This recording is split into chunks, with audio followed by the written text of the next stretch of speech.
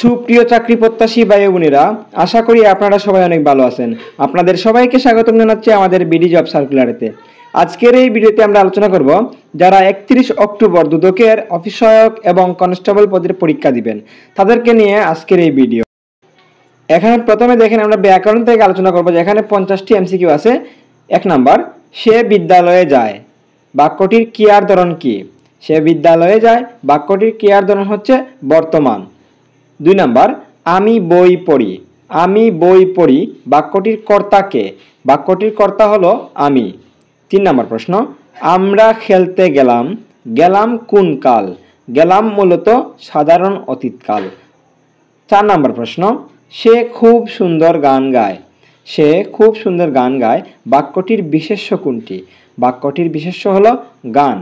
5 number প্রশ্ন, শিশুরা খেলছে বাক্যটির ক্রিয়া কোনটি? বাক্যটির ক্রিয়া হলো খেলছে, খেলা করাটা একটা ক্রিয়া, তাই খেলছে হবে ক্রিয়াপদ। 6 নাম্বার প্রশ্ন, আমার বইটি নতুন, নতুন কোন শ্রেণীর শব্দ? নতুন হচ্ছে বিশেষণ শ্রেণীর শব্দ। তারপর এখানে দেখেন 7 নাম্বার প্রশ্ন, আমি স্কুলে যাব, যাব কোন কাল? যাব হচ্ছে ভবিষ্যৎকাল, আমি স্কুলে যাব। 8 নাম্বার প্রশ্ন, সে বইটি পড়েছে, সে বইটি পড়েছে বাক্যটি কোন কাল? এটা হবে বর্তমান কাল, যেহেতু বইটি এই মুহূর্তে ধরেন পড়েছে, তাই এটা হবে বর্তমান কাল। 9 নাম্বার প্রশ্ন, আমরা খুশি, খুশি কোন শ্রেণীর শব্দ? খুশি যেহেতু একটা দোষ গুণ এরকম বোঝায়, তাই এটা বিশেষণ হবে। তারপরে 10 নাম্বার, তুমি কি করছো বাক্যটির রূপ কোনটি? বাক্যটির রূপ হলো প্রশ্নবাচক। 11 নম্বর প্রশ্ন, আমার নাম রাজ, রাজ কোন শ্রেণীর শব্দ? রাজ কিন্তু একটা বিশেষ্য। তারপরে 12 নম্বর প্রশ্ন দেখেন, সে হাসছে, হাসছে কোন ক্রিয়ার রূপ? হাসছে বর্তমান ক্রিয়ার রূপ। 13 নম্বর প্রশ্ন, আমি তোমাকে ভালোবাসি, তোমাকে কোন পদ?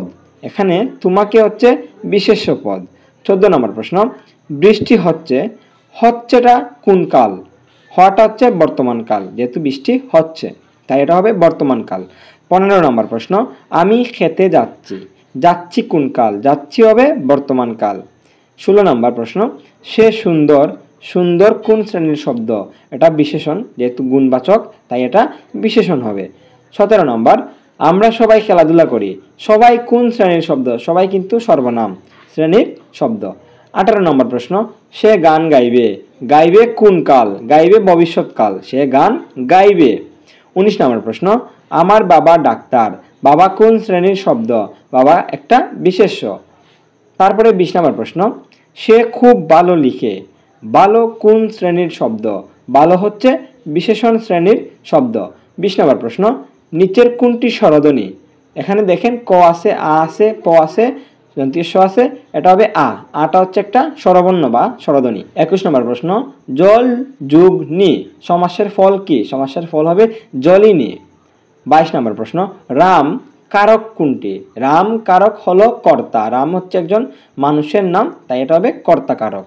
তারপরে 23 নম্বর প্রশ্ন, আমি খাই, খাই কোন কাল?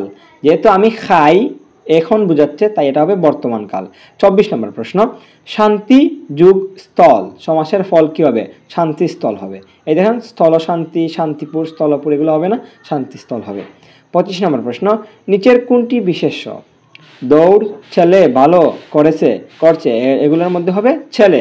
বি নাম্বারটা হবে সঠিক উত্তর, এটা হবে বিশেষ্য।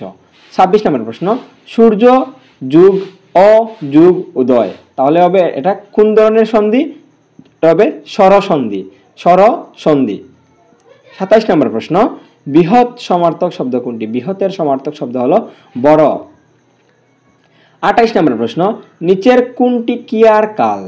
গান, গান হচ্ছে ক্রিয়ার একটা কাল। 29 নম্বর প্রশ্ন, শরৎ যুগ চন্দ্র সমাসের ফল হবে শরৎ চন্দ্র। তারপর এখানে দেখেন 30 নম্বর প্রশ্ন, নিচের কোনটি অব্যয়? কিন্তু, কিন্তু হলো অব্যয়।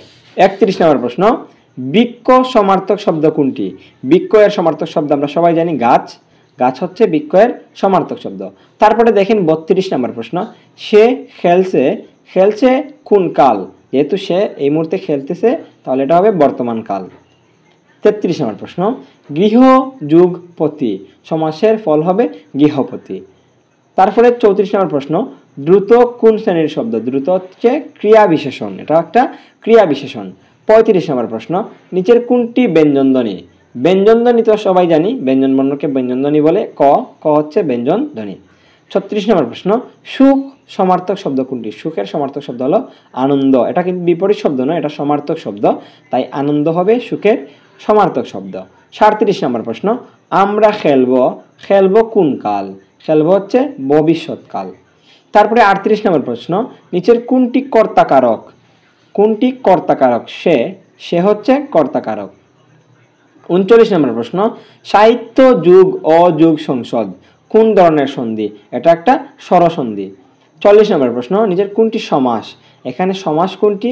শিক্ষা প্রতিষ্ঠান, শিক্ষা প্রতিষ্ঠান হলো সমাস। তারপরে এখানে দেখেন 41 নম্বর প্রশ্ন, বৃদ্ধি এর সমার্থক শব্দ কোনটি? উন্নতি, উন্নতি পাওয়া বা বৃদ্ধি পাওয়া এক কথাই। তারপরে 42 নম্বর প্রশ্ন, সে গাইবে, গাইবে কোন কাল? গাইবে হচ্ছে ভবিষ্যৎকাল, যেহেতু সে গাইবে বা গান গাইবে, এটা ভবিষ্যৎকাল। 43 নম্বর প্রশ্ন, চন্দ্র যুগ উদয় সমাসের ফল কি? চন্দ্রোদয় হবে। তারপরে এখানে দেখেন 44 নম্বর প্রশ্ন, নিচের কোনটি অব্যয়?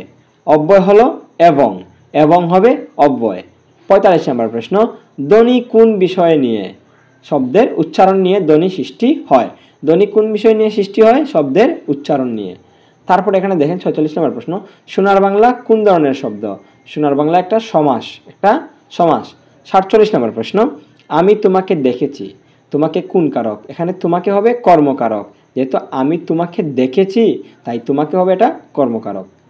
তারপরে এখানে দেখেন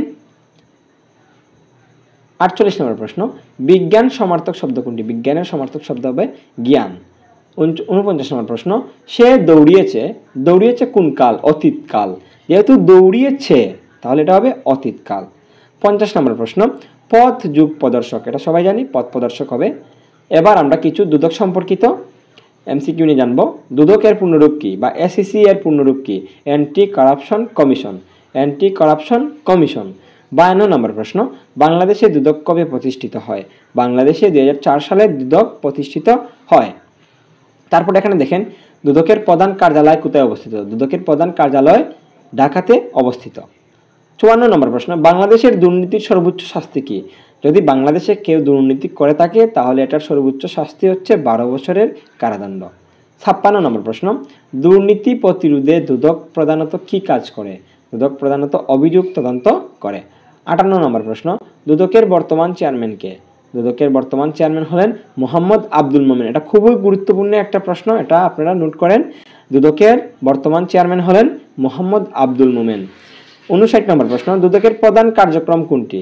দুদকের প্রধান কার্যক্রম হলো দুর্নীতি তদন্ত ও প্রতিরোধ, দুর্নীতি তদন্ত ও প্রতিরোধ। 60 নম্বর প্রশ্ন, দুদক কোন ধরনের সংস্থা? দুদক একটা স্বায়ত্তশাসিত সংস্থা, এটা কিন্তু কোনো সরকারের সরাসরি কোনো হস্তক্ষেপ নাই বা সরকারি সংস্থা নয়, এটা হচ্ছে স্বায়ত্তশাসিত সংস্থা যা রাষ্ট্রপতির দ্বারা পরিচালিত। এবার আমরা কিছু সাহিত্য থেকে আলোচনা করব, কিছু এমসিকিউ। বিদ্রোহী কবিতার রচয়িতা কে? বিদ্রোহী কবিতার রচয়িতা হলেন কাজী নজরুল ইসলাম, কাজী নজরুল ইসলাম। 62 নম্বর প্রশ্ন, রবীন্দ্রনাথ ঠাকুর কোন গ্রন্থের জন্য নোবেল পুরস্কার পেয়েছেন? গীতাঞ্জলি কাব্যের জন্য তিনি নোবেল পুরস্কার পেয়েছেন। রক্তকরবী নাটকের রচয়িতা কে? রক্তকরবী নাটকের রচয়িতা হলেন কাজী নজরুল ইসলাম।